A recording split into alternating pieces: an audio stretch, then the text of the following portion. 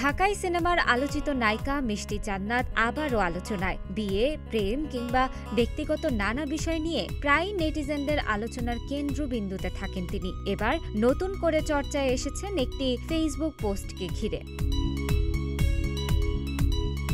নিজের verified Facebook অ্যাকাউন্টে সম্প্রতি একটি স্ট্যাটাস দিয়েছেন মিষ্টি জান্নাত। সেখানে তিনি লিখেছেন গট ম্যারিড, অর্থাৎ তিনি বিয়ে করেছেন। মুহূর্তেই ভাইরাল হয়ে যায় তার এই পোস্ট।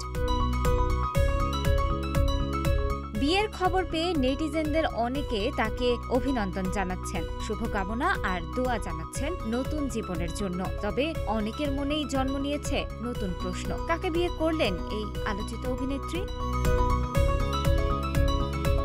মিষ্টি জান্নাত বিয়ের কথা জানালেও পাত্রের পরিচয় প্রকাশ করেননি, তাই এখনও রহস্য রয়ে গেছে কাকে জীবনসঙ্গী হিসেবে বেছে নিয়েছেন ঢালিউডের এই জনপ্রিয় নায়িকা।